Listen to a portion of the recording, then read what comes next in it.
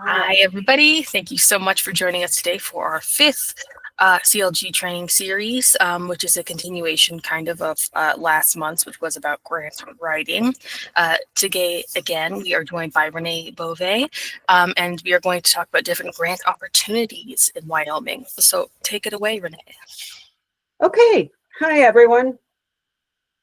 As you can see, we're going to talk briefly about WYSHPO, CLG grants, the Wyoming Cultural Trust Fund, because these are two of your most accessible opportunities. And then we're going to have a series of suggestions and possible opportunities for you when you start thinking outside of the box. So, Katie, if you want to take it to the next slide? Yeah. Oh, yeah. Let's see. I'll admit. I can admit. You can share. Okay, maybe. Oh, no. Okay, cool. It didn't go too far. Yeah. Okay. So, first of all, I'm just going to reiterate some of the things that you guys are probably already familiar with. If you haven't written a grant in a while, this will be a little bit of a reminder. But first of all, I'm going to go over the most familiar, the certified local government grants. Basically, as you know, if you are affiliated with a certified local government organization, a local preservation board or commission, and by the way, you'll see I go from listing both boards and commissions to calling you BCs to eventually I'll just go to one or the other because it gets tedious. Anyway, CLG grants are unique in the fact that they are available only to you as a certified local government organization. They are not open to any other entity. John Q. Public cannot apply for these funds, or other historical societies or local museums or anything. These are specifically for you. You qualify because you are a board, an appointed board by a local government, and that local government is what is certified. Technically, you as the board are not certified, but we ask you to meet certain responsibilities and to submit certain documentation to us so that you stay open as a conduit of information. But because you are not a separate entity, like a standalone 501c3, everything that you do with a certified local government grant, it must be done with the approval of your mayor or city administrator or county commissioner. Thus, the requirement for their signature on any grant application. Katie, if you'll do the next page. Certified local government grants are federal dollars. They are administered by the WYSHPO office, but they are not state dollars. This is important. I wrote this a little bit ago before all the chaos happened.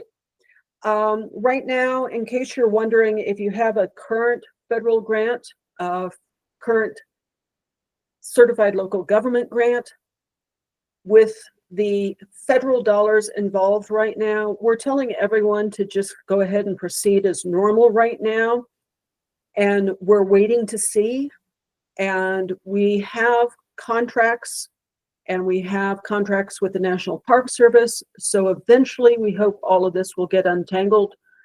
And if for some reason something doesn't, or it doesn't happen as the way we expect it, you will get immediate information from us just as soon as we know. So right now, just kind of realize, just proceed as normal, and hopefully everything's going to work the way we need it to work, and we'll take it from there as things change and progress. All right, back to that. That was the bit about the federal dollars. That's why I went into the little segue there. Deadline for application, most of you are aware of this. We have officially one deadline per year. That's November 15th. If funding is still available, we will offer a second deadline for right now, you should be aware that we have a March 15th deadline coming up, and that's because we still had money that we need to get out there in the state.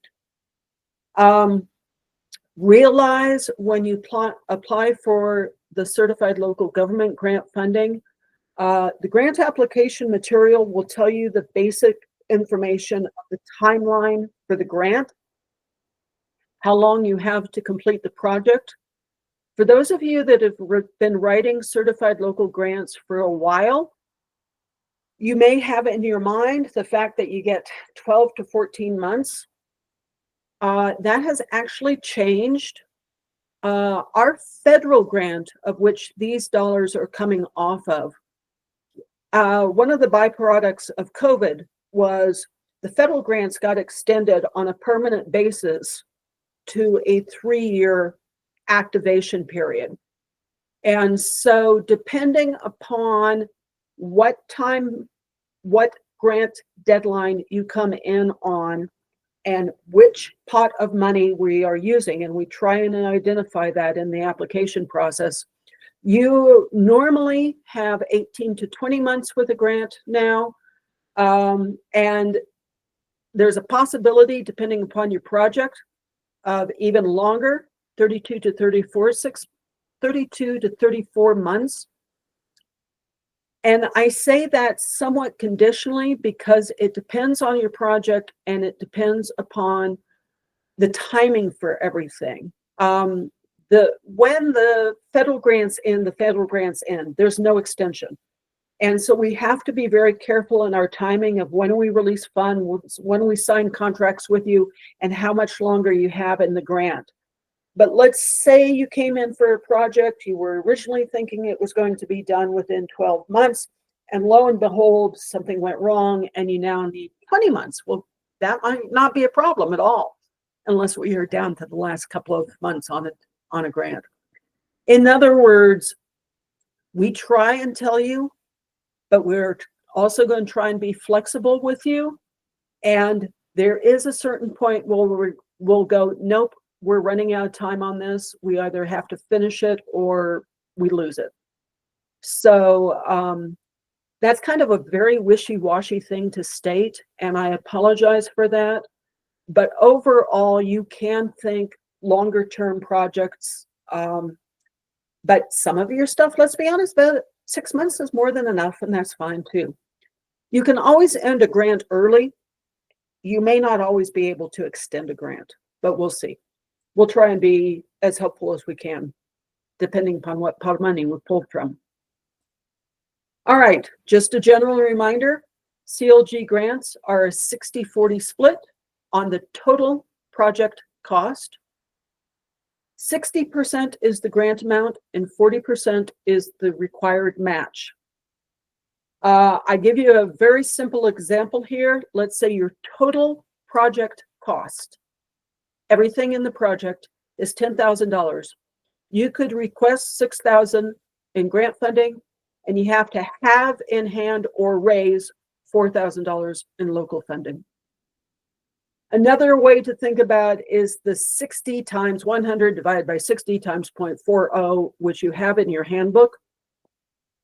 I will tell you that formula is only really useful to you if you know a hard dollar value that you really need the federal dollars on, but you need to figure out what you need to do beyond that that makes the appropriate match.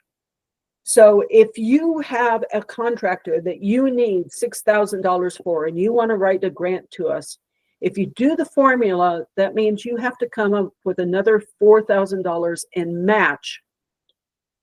And what is that $4,000? Is it hard cash costs, or is it documented in kind that you're contributing towards the project? But that hard $6,000 need for the contractor is actually a $10,000 project. Previously expended funds or costs that are incurred prior to an executed grant do not count. Okay? So you have to lay out your project and you have to know the timing that you're dealing with. All of you should know at this point, certified local government grants are reimbursement process only.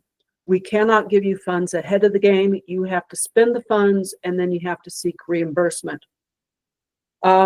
Reimbursement forms are required and they have to include the full documentation of the incurred grant expense, i.e. invoice, payment confirmation, etc.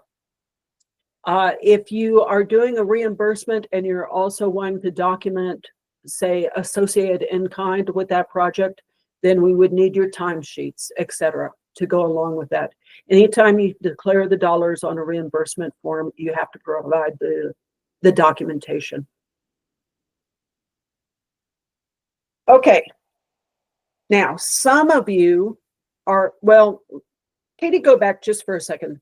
Let me break this up into a couple of things. Does anyone have a question about the certified local government grants as a nutshell?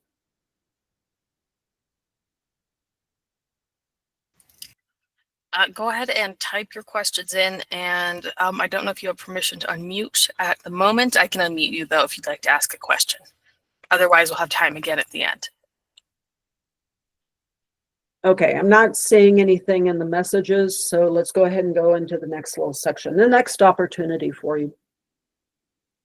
And this is also something managed through the State Historic Preservation Office. It's the Federal Tax Credit Program.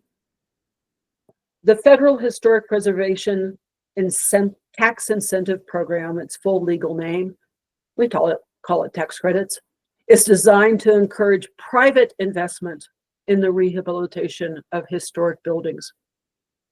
The program allows for 20% of qualified expenses, and we have to stress the word qualified expenses, on a certified rehabilitation project to be claimed as a credit on federal income taxes. So this is a program that we work very closely, the Wyoming State Historic Preservation Office, the entity working on the building, the National Park Service, and the Internal Revenue Service are all part of this one. Talk about federal heavy. But it's a very useful program, especially for those of you that have historic buildings that are used as a business. The thing is the building that's getting work done on it has to be where the site or the source of the revenue of a business. So this can't be used on a private home. It could be used on a bed and breakfast.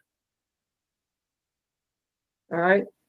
It could be used on a ranch for a barn if that barn is still taking care of livestock. If the barn is just storing tractors, no. If the barn's being turned into a community arts center, possibly, depending, you just have to keep the historic preservation component in it. Anyway, this whole program, you really need to talk to the WYSHPO office early in the game and the owner of the building early in the game, because there are requirements and there are documents that have to be submitted at the beginning, at the middle, at the end. There's what, 3 phases, Katie, if I'm correct? Yes, I believe so. It's definitely not as easy as our lovely CLG grants. Yes, yes. But it could be significant dollars. And one thing that I will bring in just as a side note on this, in a lot of states, this program has developers that actually get involved in it, and they essentially resell tax credits to the various partners involved. Wyoming doesn't do that very often. We rarely have a consortium of developers that are trying to do something really, really, really large. But you will hear about it occasionally if you have your ear to historic preservation and you go, wow, in California, they just did something like this. Well, yeah, they got a whole bunch of developers and they can make that all work. Wyoming, we rarely hear of it happening. As far as I know, I think it's only happened once, because it does require a whole different legal process for that to occur.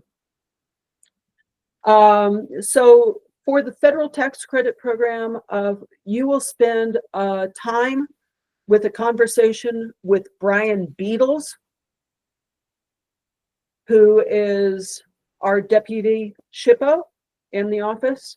And he's the one who's leading the tax credit program for Wyoming SHPO. And I believe Casey Woster, our National Register Coordinator, is also helping him with the tax credit program. And just to plug it, we will be having Brian Beatles talking about the tax credit program more in depth. If you're interested, it'll be our training next month on March 26th. I'll send out more information too. Golly, it's like these things fall into a pattern. It's wonderful. Wow. And Brian will go, oh, Renee shouldn't have mentioned that. We don't do it that way anymore. It's totally possible. Okay. Any questions on the tax credit program at this point?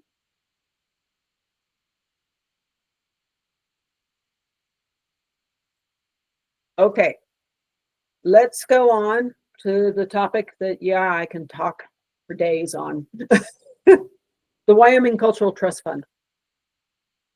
Okay, WCTF, or Cultural Trust Fund grants, are available to Wyoming-based nonprofits or governmental entities. So yes, you qualify because you are a governmental entity. Because your Historic Preservation Board must work with local government, the Wyoming Cultural Trust Fund grants, if awarded, must go through the local government.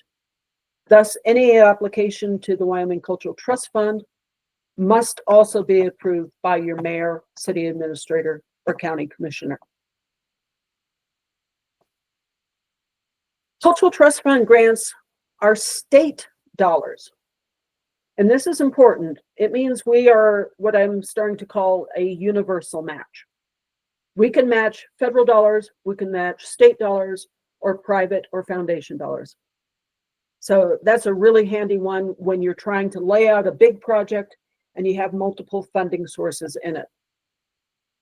I don't know if you guys realize when you're talking matched dollars are only matched once. So let's just say you're dealing with a big project, a big brick and mortar project, and you have money in it that's, you've got CLG grant money, you've got Cultural Trust Fund grant, you have XYZ Bank Corporation putting in money, you have another maybe you got another federal grant under HUD or whatever. And you go, well, yeah, the Cultural Trust Fund can match any one of you. And that's true, but only once. If that makes sense. I can always explain that little glitch later to you if you need it. Okay, Cultural Trust Fund. We have 2 deadlines per year. April 1 for projects that begin after July 1. And then we have October 1 for projects that begin after January 1. Anything that occurs prior to July 1 or January 1 doesn't count. We tell you that you cannot start before a certain date, July 1 or January 1, but you and your project determine the end date. If you need 6 months on a project, fine. If it's 14 or 24 or 32, we don't care. Our money rolls through the federal or through the state fiscal year. And you just tell us. You tell us how long it's going to take you to do this project. Cultural Trust Fund grants are matched 50-50 based on total project cost. So the grant amount is 50% and the required match is 50%. Now, remember, that's different than the CLG, which is 60-40. So somewhere in there, something's going to overlap or not align correctly, and you just have to be aware of it and work with it. Required match for the Cultural Trust Fund can be cash, or it can be in kind, just like the CLG grants. Previously expended funds, I mentioned, doesn't count. You get into a big brick and mortar project, and maybe you got the money last year to do the roof, and now you're coming in to do repair to the front entryway to the building or something like that. The roof doesn't count. Congratulations, you did it, but it doesn't count towards anything as far as what's coming up in the next grant. Next slide. Okay. The Wyoming Cultural Trust Fund has an online electronic grant application system.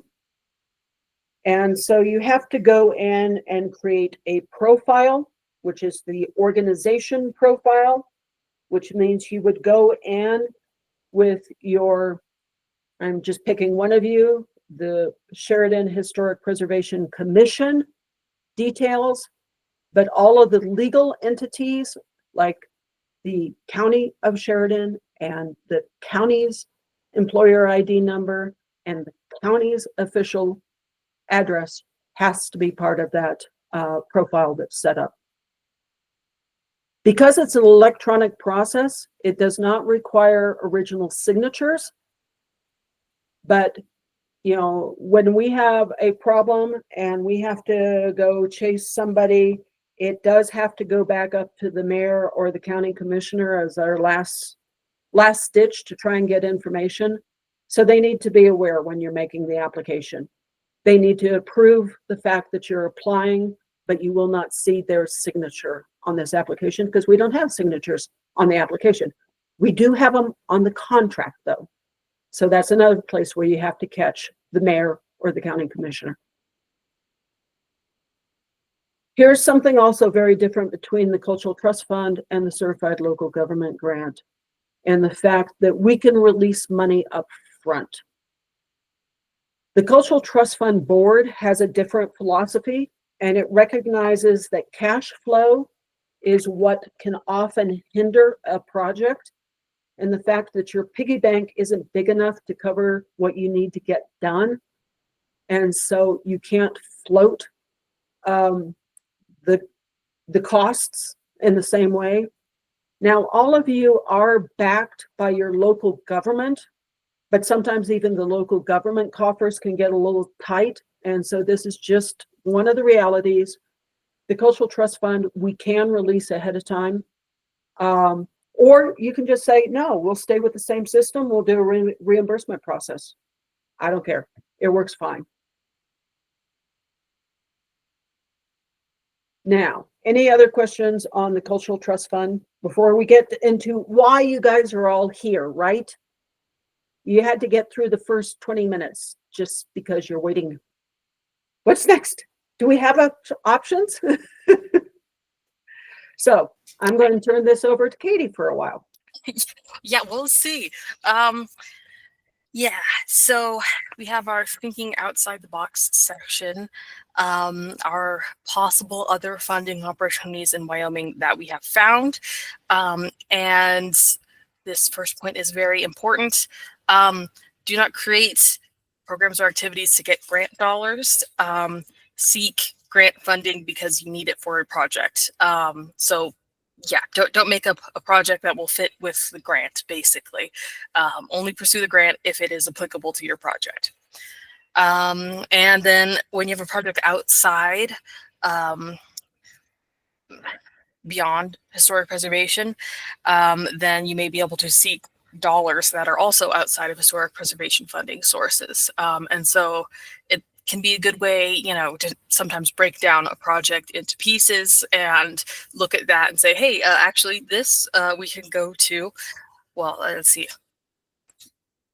I was gonna hope DEQ about And this one is actually a grant that I have seen a number of local governments go after. We've also brought in this Brownfields Assistance Program. We've brought in folks from it to talk with you all before. And let's see who's currently using it. I think Rock Springs and also Laramie both have projects ongoing. But this is also called SPURR. They're essentially getting like millions a year to work on brownfields, which are potentially hazardous sites, essentially. So that can be lead paint mitigation or oh yeah, Sunrise Mine is also looking at that. So there's a number of different like safety mitigation issues there. And sometimes, you know, you don't know if you have asbestos or something. So they can do the review of the building and create a plan for that mitigation process if it is needed. They actually have a pretty wide variety of things they can cover, including planning like the development of the building, not just the mitigation process. And I think they're able to help down the line with some of the actual like contractors to do the process as well. I think the coolest thing about the program is that they use their own contractors. And so essentially it means they are doing the work for you. You don't have to write a grant. They are the ones doing all of the work. You just have to present them with a project and obviously keep them updated and whatnot. And so you can look more on their website, which is the Department of Environmental Quality. It's the Voluntary Remediation Program, Brownfields Assistance. Again, we have a link here. We've had past talks about it, and they should have their contacts online, and also I can get you in contact if you're interested in this program. But I have genuinely seen this go towards a number of historic preservation programs, since most of the historic buildings we're looking at doing any sort of updates, fixes on, have something going on, whether that be asbestos, lead paint, you know, lead pipes or something. And so you can kind of bring in this spur program to that. This one is another one that you might not necessarily think of right away, but it's working with YDOT itself. And they have, so the program, again, I'm not sure how often they've done it in the past years, and I don't know if they officially go through this grants program anymore, but I have seen them supporting a number of historic preservation projects. Essentially, going to this bottom paragraph, there's like a wide variety of stuff that they can cover with their grant money. So bicycle and pedestrian facilities, streetscape improvements, refurbishment of historic transportation facilities, which obviously all of us have in Wyoming, other investments that enhance communities, connections, and access. This is another kind of federal aid program. The most recent support I've seen them give out is, and it hasn't happened yet, so will hopefully give out, is to it is the Lincoln Monument. And so that is obviously related to Lincoln Highway. So that is kind of where the overlap of transportation and history can get along very well. Obviously, there's railroad depots and stuff like that. So even if this grant program maybe isn't directly working, they're still willing to support projects. And so I would recommend reaching out to them if you have anything that is transportation related. They can be a helpful source and potentially, again, another source of funding. All right. Yeah, okay. This just talks about it a little deeper, but I do think it's kind of interesting. Even just talking about like, you know, paving things, access, planning and design of railway projects, stuff like that, scenic turnarounds and overlooks, preservation of buildings and facades in historic districts. So like you see, obviously the historic preservation one, that most related to us. So there's the access to historic sites, restoration of railroad depots, bus stations, lighthouses, rail trestles, tunnels, bridges, and canals. And so there is a whole range that they are willing to look into. And so looking at a project like potentially accessibility, we could go up to the pedestrian and bicycle facilities or the historic preservation and look at making more accessible sidewalks to get in, stuff like that, not necessarily just the facade improvements. So it won't necessarily always work, but I would recommend reaching out to them if you think your project could be related to transportation. This is again on the website that was on the previous page, that they go into more depth, and they should have the contacts for that as well. All right. The next potential source of funding is the Wyoming Community Development Authority, the WCDA. And they have a number of different plans, grants, and so they support programs that provide decent housing, suitable living environment, and expand economic opportunities. So there could be potential if you have historic buildings that are being used for housing projects, things like affordable housing being made into apartments and the such. They could apply through this program. I'm not sure, Renee, if you've seen anyone work with them recently, but they are, again, another potential source.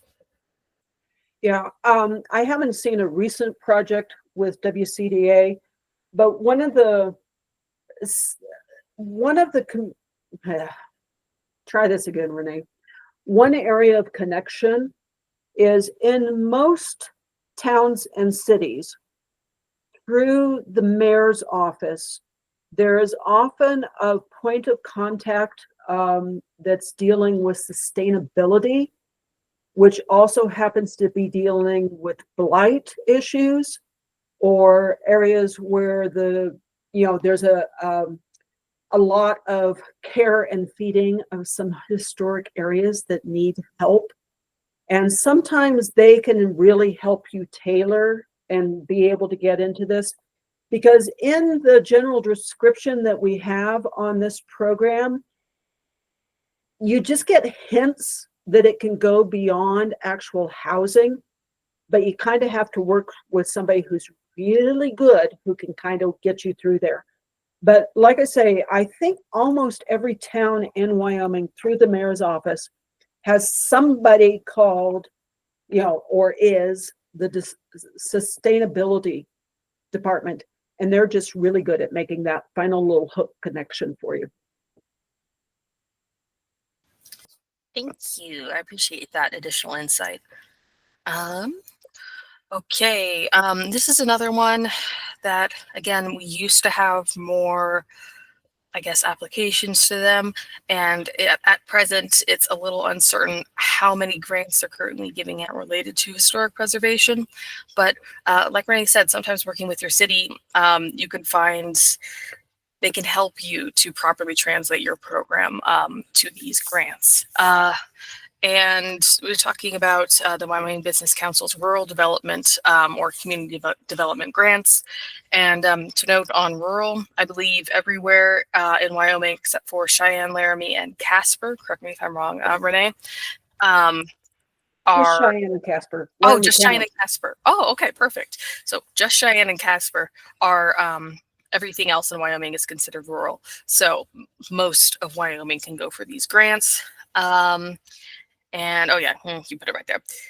So yeah, eligible projects for their program, infrastructure consulting fees, studies, educational or training program expenses, and grant matches. And then they want to focus on economic development, improving the business environment, impacting the community at large, and increasing the community capacity or capabilities in the economic development, encouraging partnerships and or community engagement, which again, it's kind of similar to the previous one where you just have to figure out ways in which they are applicable to your current project.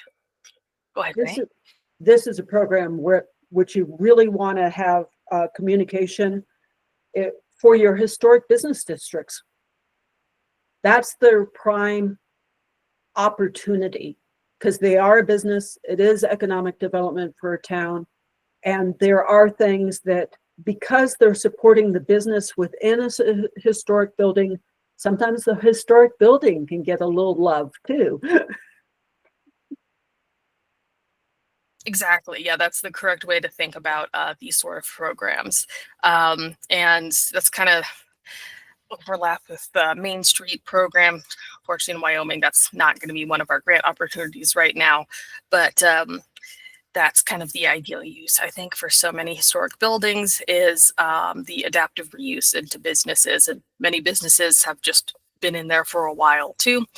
So a great opportunity to reach out potentially. All right, Wyoming Humanities. So one of the things that we run into with the CLG grants is that there's some things we tend not to fund, such as like publications and such. And there are some projects that I guess are more perhaps history related than historic preservation related. And I feel like potentially Wyoming Humanities might be able to cover some of those smaller projects. So they want to support, oh yeah, go ahead, Renee. No, we've got someone who could probably do a much better presentation for this one slide. Millward, are you still online? Let me unmute you, Millward, 1 second. Gonna put you on the spot. Let's see, is he here? Yes, he is. Okay, I'll just allow everyone. Okay, go ahead, Millward. If you're here and would like to describe the program a bit, you should be able to unmute yourself and share your video. Hi, sure. Yeah. No. Yay! Surprise! Hi. No, that's fine. The Humanities Council definitely can support CLG historic preservation projects, and the grants tend to be a little bit smaller, especially compared to the Wyoming Cultural Trust Fund. But they have a number of different grant categories. They have a Spark grant. That's a very small, like sudden opportunity grant that you can apply for. And I'm going to put the grants page. I don't know how to do this on Meets. Can you put something in like something like? Oh no. We'll get him back. We'll get him back. We promise. When he comes back, you can put things in the messages. Oh no, Millward. Yeah, he got disconnected. Dang it. Well, when he comes back, we'll let him continue explaining it more. For those of you that don't know, Millward has been the chair of the Wyoming Humanities Council. So that's why suddenly I put him on the spot. It's true. I do want to point out, like you were saying, oh yay, Millward's back. Okay. Hi, Millward. Sorry for putting you on the spot again. You can leave links in, there is an in-call messages area. And if you're able to find that, you can put a link in there. Otherwise, send it to me and I'll send it to everyone after the presentation.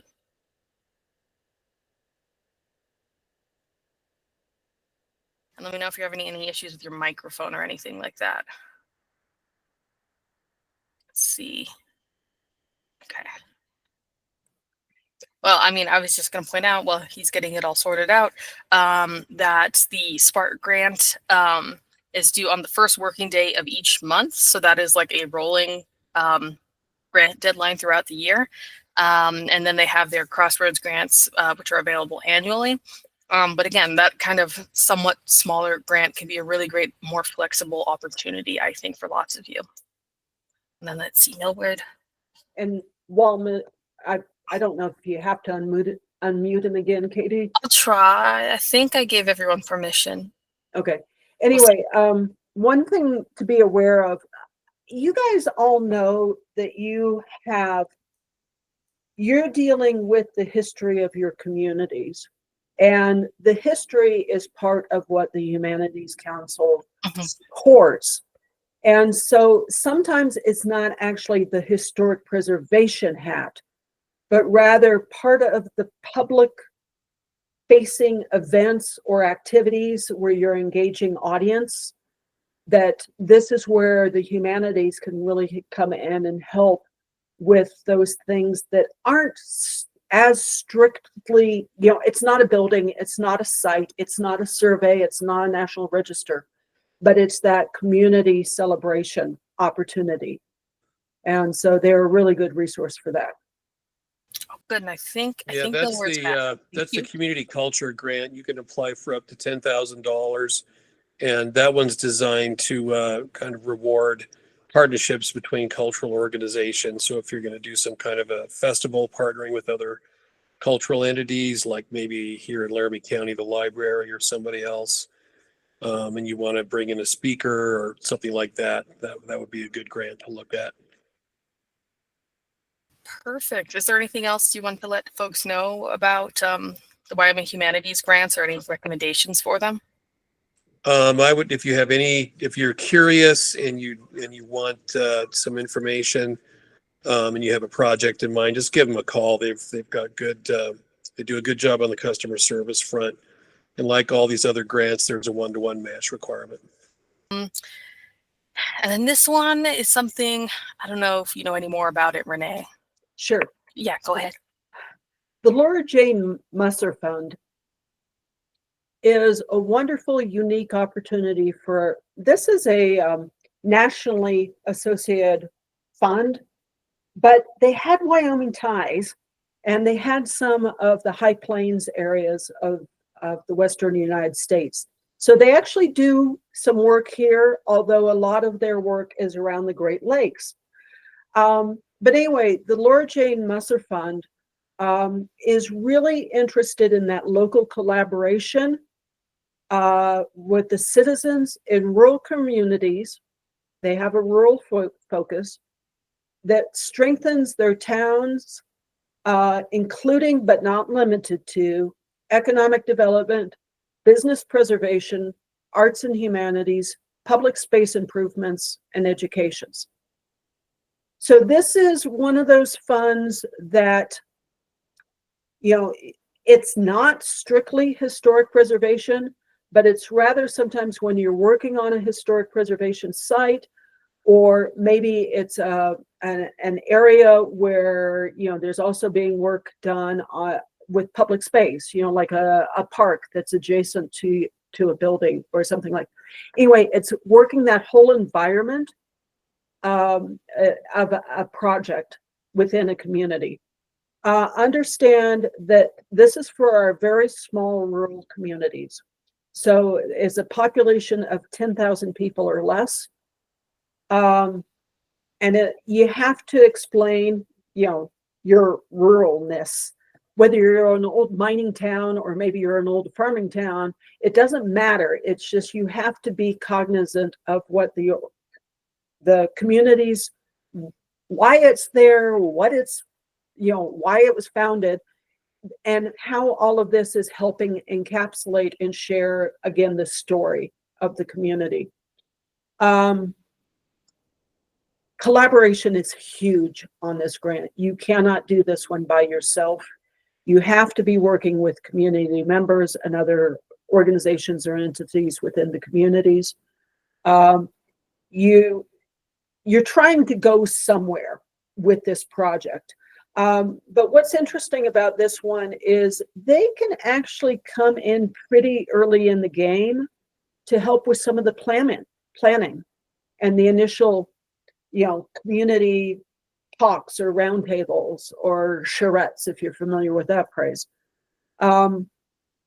They offer planning grants up to $5,000 and implementation, actually doing the planned project, of up to $25,000. I have never heard of a match requirement, but it's not like it's required, but if it's there, it has to be coming from the local community. The local community has to have the buy-in on this project. So if it's a cash match, it has to be coming from, your local bank building, not the big national bank company. And in-kind is really one of their key focuses on it. They want to see volunteer participation in the project. And I would also say the whole fact that they require volunteer participation is a really great opportunity in itself. I think for historic preservation, it is one of the best ways to get the community kind of on the side of historic preservation if they feel like they have directly taken part in some sort of project to restore their local community, their local history. And so I don't know, this is a great excuse to reach out and try and find ways to involve volunteers in your projects. And thank you, Renee, for going through all of that. I appreciate it. All right. And this is, again, slightly narrow, but there are potential opportunities here. And that is the Wyoming 250th Grants Program. I specifically pulled out the community and NGOs grants. There are a number of different organizations that can take advantage of this. Again, you can visit the website to see that. But this portion is open to local governments, so that applies to you all. And you must have project management experience. You all are kind of nonprofit local government. And then the semi-quincentennial committee, each county is supposed to have one. I believe it is supposed to be set up by May or June. Again, I'll let Renee speak to that more in a little bit. And then applications will be accepted on a rolling basis through December 31st, 2025. So there is not a hard deadline for applying, but there is a hard end date. And any late or incomplete submissions will not be reviewed. I believe, it's up to $20,000 that they can give out for each individual grant. But again, go for more specific details, please, Renee. Okay. This guy's a brand new critter. He obviously came up specifically for the nation's 250th celebrations, July 4th of 2026. 1776. Yeah, 6. Sorry, I have my mind just totally freaked out there. I was going, when's this? Anyway, this program is being coordinated through a committee that at the state level, which is why some of the information is not as solid as I would particularly like to share at this point. The local semi-quincentennial committees are supposed to be established by the local town or city or the county. And they're working on getting those established. Basically, the mayor or the county commissioner has to start the process and create another little board in order to handle something like this, an ad hoc committee at least. And the reason for that is the goal on this whole thing is something that has a serious impact. It's not just another party celebration. It's not just the fact that you're going to have, on July 4th, you're going to throw a big festival, just in relationship to that. But rather, what is really important in the community that needs that little additional boost right now to try and get something substantial, important, valuable, something the community really wants to achieve. And this is one of those things where they couldn't specify it because they want the communities to specify it. But this is a wonderful opportunity for you as local historic preservation commissions to go, oh, wait, we have this wonderful building, site, opportunity, district that we want to highlight and say, this is important to us. We want to ensure that it continues on. And the dollar value on this, I think, is actually $10,000, but I don't think it's a matching grant. So it's really just something to give a little boost to. I've heard between 10 and 20, so I'm not sure, and I'm not sure they're sure. Yeah, there's a little more uncertainty with this one. And again, it sounds like this is my impression, so let me know if this is also yours, Renee. Obviously, we don't quite have Revolutionary, War era sites, Declaration of Independence relevant stuff in Wyoming, but I believe like sites that are associated with the founding of Wyoming, I'm assuming the founding of your town, might be given special precedent for this grant. And for any of you that have Native American sites in your area, it's a good way of bringing up their history, because obviously they were here during the American Revolution. So think outside of your own built environment. What's on your ground is also important in this one. That's a great point. Thank you, Renee. Then let's see. Okay, yeah, here we go. I guess this was more detail as well for the fund. Here we go. Okay, so up to 25,000 potentially. Yeah, everything's a little up in the air with this one, man. Hey, sometimes we just get words. So anyway, from 2,500 to 25,000, go for it, folks. Yeah. But yes, here we go. Aimed at developing comprehensive community-informed plans, public art murals, monuments and markers funding. So yeah, early settlement history. Again, Wyoming's Revolutionary War, I don't totally know, but maybe just general history stuff. And then exhibits, that tends to be more museum related, but there are places for historic preservationists to apply. So just, yeah, think about sites that could use this potential grant funding and be highlighted for this really exciting 7th quincentennial coming up next year.